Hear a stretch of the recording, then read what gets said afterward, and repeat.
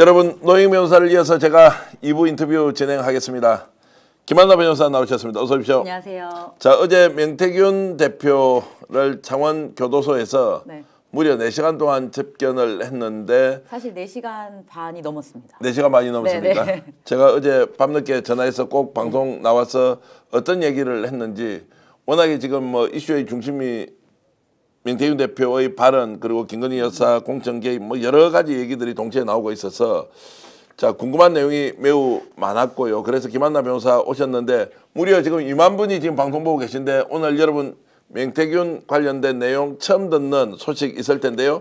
채널 고정하시고 저희들 좋아요 눌러주시고 구독도 함께 하면서 김한나 변호사가 어떤 얘기를 나눴는지 직접 들어보겠습니다.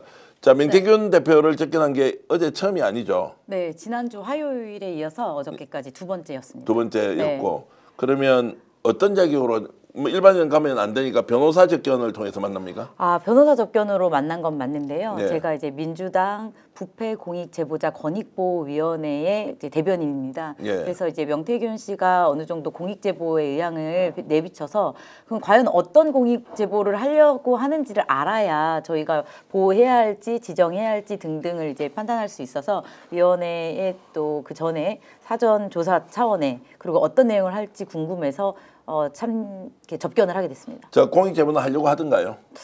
네, 어느 정도 제보를 하려고 하고 있습니다. 자, 공익 네. 제보를 하려면 공익 제보자 신청을 해야 하고, 네, 또 맞습니다. 공익 제보의 형식은 그러면 국회 나와서 하는 게 있고, 네.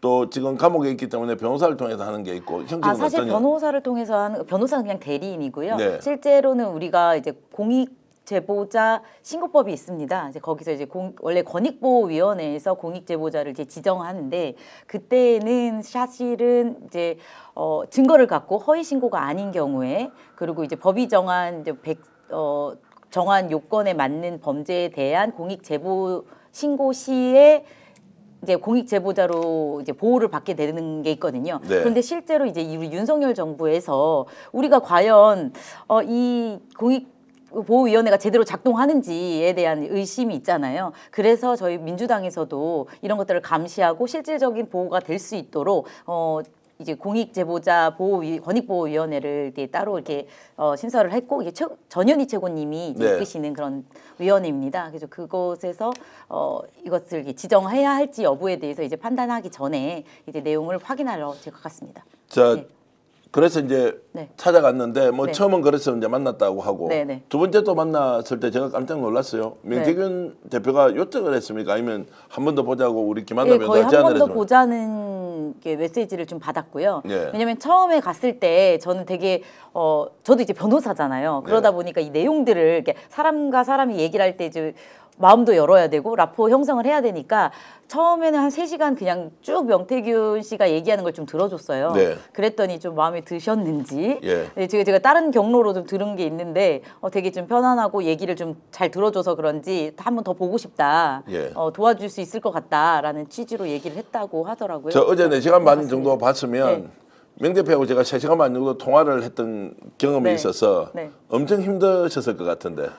조금 한 3시간 아니, 정도 솔직히 이야기하세요. 솔직하게 3시간 정도 지나니까 약간 정신이 혼미해지긴 했어요. 예. 왜냐면 집중력이 좀 떨어지니까. 예. 그런데 한편으로는 이러잖아요. 저희 정치하시는 분들은 정치 컨설팅 받는데 막 수강료 내고 받거든요. 예, 예. 그런 거 생각했을 때도 되게 의미 있는 컨설팅일 수도 있잖아요. 그래서 어떻게 이 국민의힘 공천 과정과 이제 정치들이 어떤 식으로 돌아가는지도 좀 전반적으로 얘기도 듣고, 과연 이 명태균 씨는 이 어떤 마음으로 정치를 시작했는지부터 시작해서 네. 좀 전반적인 얘기를 좀 잘 들었습니다. 네. 자, 그래서 이제 한 줄로 요약해서 네. 어저께 명태균을 4시간 반 동안 만나니까 네. 어떤 얘기를 하던가요? 한 줄로? 한 줄로 요약하면. 명태균 씨는 좀 억울해하는데 한 줄로 말하면 예. 자기는 누가 와도 대한민국의 정치가 잘 되기를 바라는 마음으로 컨설팅을 하는데, 그것을 듣고 불법을 저지른 건 정치인들이다. 그런데 왜 나는 감옥에 있고 그들은 나를 손절하고 모르는 척하느냐에 대한 분노와 억울함을 토로했습니다. 자, 그러면 그 분노와 억울함을 토로했는데 네. 그것이 그들을 향한 공격, 그리고 앞으로 정치 못하게 해줄 거야 라는 쪽으로 보복하겠다. 네. 아니면 응당한 네.